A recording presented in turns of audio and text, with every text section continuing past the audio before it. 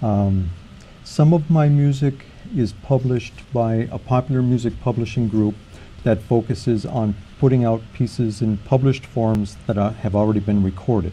Some of my music is published by classical music publishing companies, where I've written pieces for orchestra, and they publish it much the same way as a book, and the parts are extracted and the like. So it's different things for different types of music.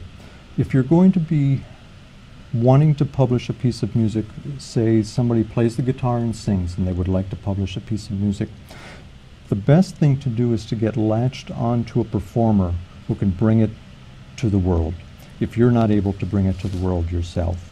And in the process, find a way to get latched onto a record label or make a record label. And in the process, you get works published by either another publishing company that's attached to the record label, or else you can institute your own publishing company if you feel like you want to control those aspects yourself. And I've actually established my own publishing company for some of my pieces. I don't count those in my published pieces, but I count those in my pieces that are written and they are secured out in the public domain, and all of those are available on commercial records. So what exactly does that mean, you establish your own publishing company? So you can decide what is published or what isn't published? Is that how? Well, if you go about working with your own publishing company, I don't call those being publicly published pieces, but those are for copyright purposes and for royalty purposes and for Library of Congress purposes. They are published in their protected pieces. Are you also a composer, Tim? In a different sense, yeah. I've played in a number of bands throughout high school and still, and I'm sure I will throughout my career in life. And it's very much the same. I've never worked with any true record labels in the traditional sense, and I've never worked with any true publishing companies in the traditional sense.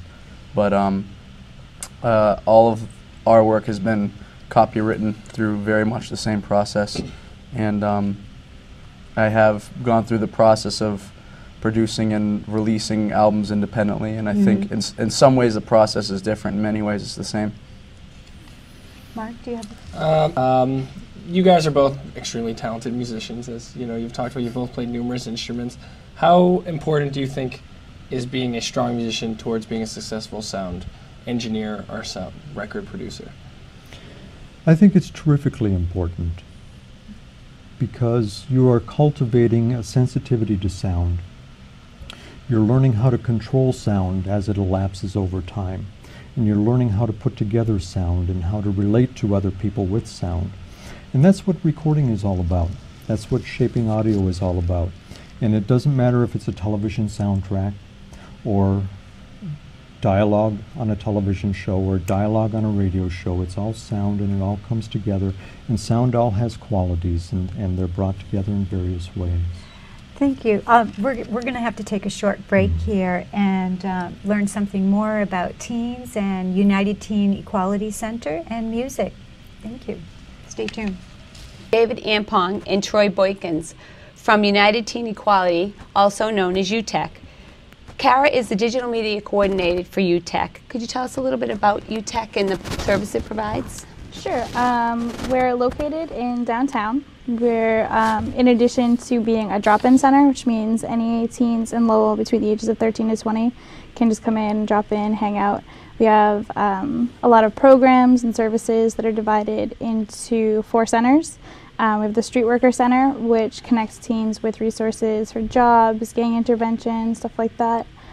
We have the Open School Center, which is what I work in primarily, which is job skills and certificate type of programs. And then we have the Development Center, which is a lot of the programs, salsa, and all of that stuff goes into that.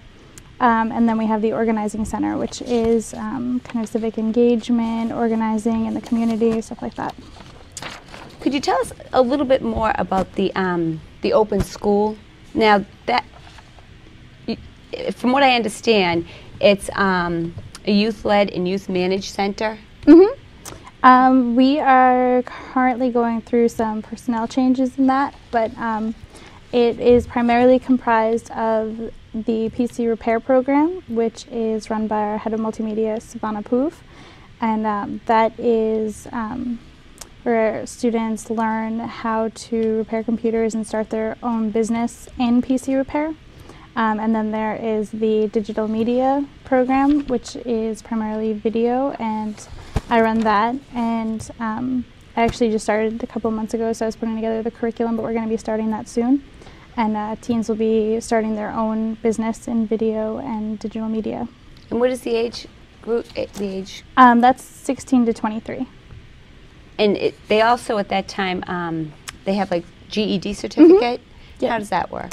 Well, we basically connect them to resources to be simultaneously getting their GED. We're also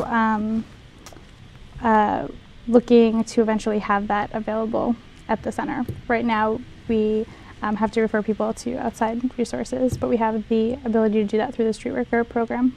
And do you have a partnership with universities? I mean, once they have their GED, they've worked for you, they've gotten experience. Do you have partnership with university as far as, you know, getting them further in their education? We haven't explored that yet, but like I said, I recently came on. This is kind of a new thing, so hopefully we'll look into that.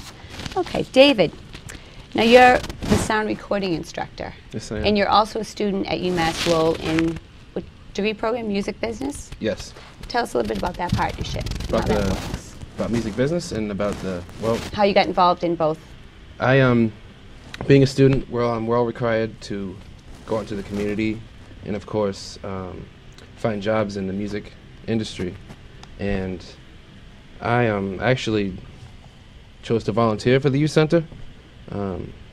Second year into college, and it turns out that they needed a sound recording instructor, and that was something that I was passionate about and that I knew a lot about, and so they took me on to be the instructor, and it's been great ever since. So what does your job entail at UTech? Well, What type of things do you do with the kids? well, we have a core group of about 8 to 10 kids. Included is Troy over here, and they come in. We're working on now a project for the hurricane relief. We're doing a song for Katrina and the victims of the Delta floods, and so that's what we're working on now. We have semesters. In each semester, we take on a different project. That just happens to be the project going on this semester.